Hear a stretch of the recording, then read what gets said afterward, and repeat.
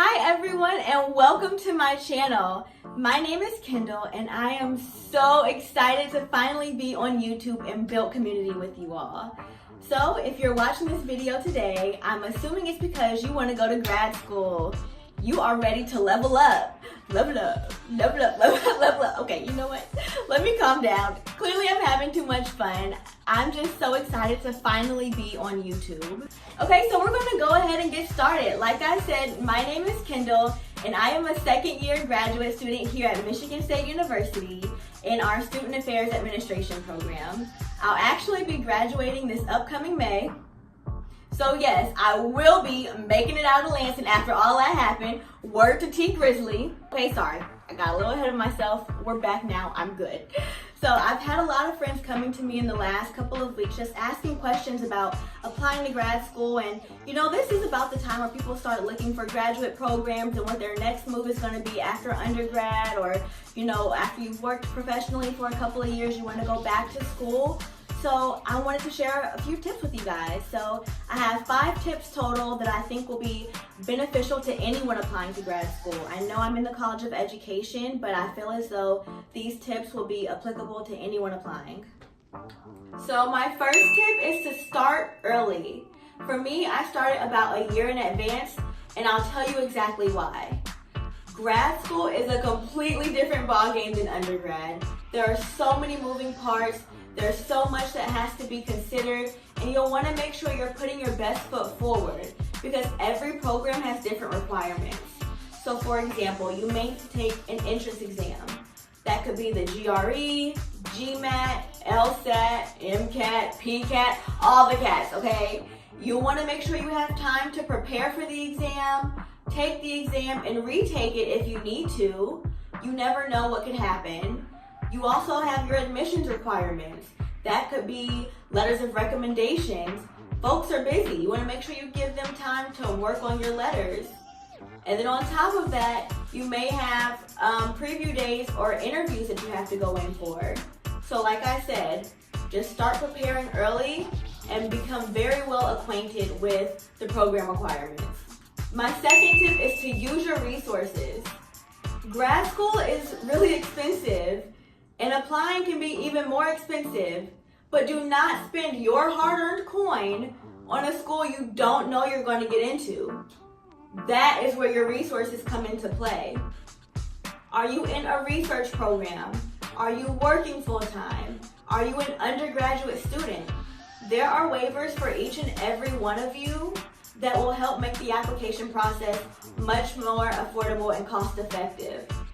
And a part of your resources is your mentors and your connections.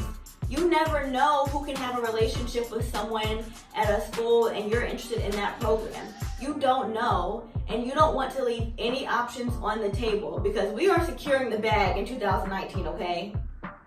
The education bag, okay? Yeah, I took it there. Actually, all this talk about securing the bag brings me straight to tip number 3, which is probably the most important part for everyone, which is funding. Funding has the potential to make or break whether or not you attend a program.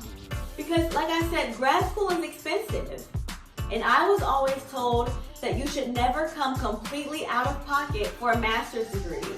And the reasoning for this is that the program should be so deeply rooted into theory to practice that there are fellowships, scholarships, assistantships, and general work experiences that are preparing you for the professional realm that you'll enter once you graduate. So you heard it here first. You should never, ever, ever pay for a master's degree completely out of pocket, okay? You heard it here first. Tip number 4 is to research different institutional and program types. This can honestly make or break your experience while you're in graduate school. I'd say the best place to start with this is to compare the experience you want when you enter the professional world to the experience you'd be getting from your institution and program. Because the experience you get from a research institution is going to be completely different from a liberal arts or a private or a comprehensive institution. And with your program type, You have to think, do I want to sit in a class of 200 to 300 people? Or do I want to have a smaller cohort model of 20 to 30 people where we have the same classes together? And even with the program type, you have to look at the faculty. This is not undergrad. What you're learning and who you're learning it from is very important. I don't want to sit and be lectured at. I'm an adult. We're grown. How about we facilitate discussion, case studies, theory to practice, people? I want to know, if I'm doing all of this work here, I want to be able to take that with me to the professional world. And you have to make sure you keep that in the back of your mind when you're picking a program. So keep that in mind. My fifth and final tip, and my personal favorite, is to gauge institutional culture. And honestly, I feel like this is something that we just don't talk about enough.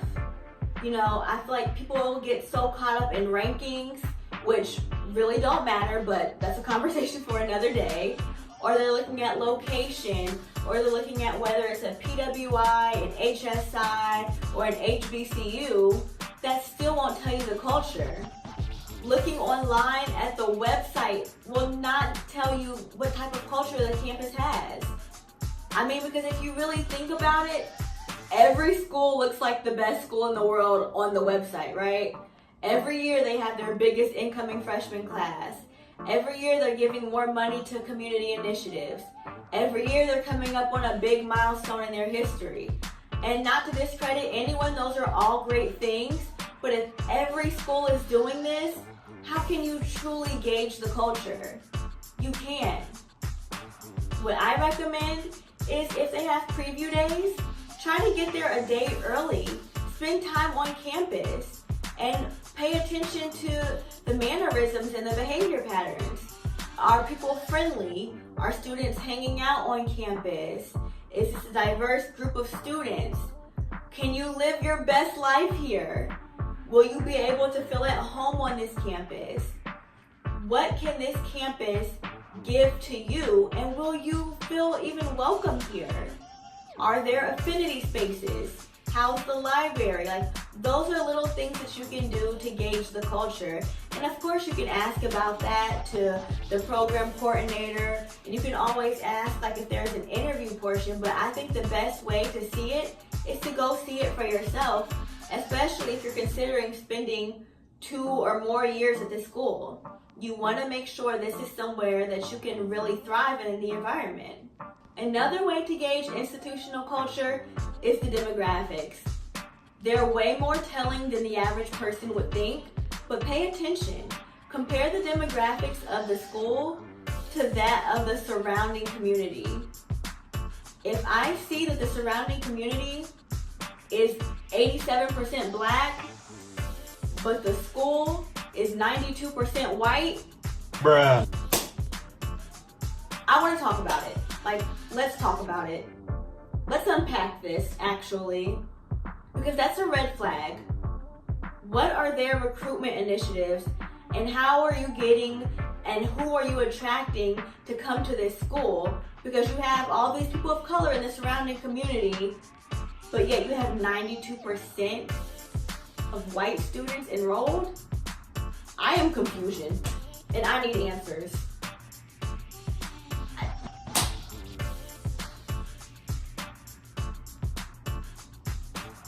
And that's it, guys. Overall, I just want to say, I know it can be extremely overwhelming and frustrating trying to find a program, but I promise you will end up in the place you're meant to be, and you'll know what program is best fit for you. So please, please, please like and subscribe, okay? Because this is a partnership. I got the tips, you got the subscription. You help me, I help you, okay? You see, that's how it works here, okay? So please stay tuned for my next video. Bye, guys. See you later.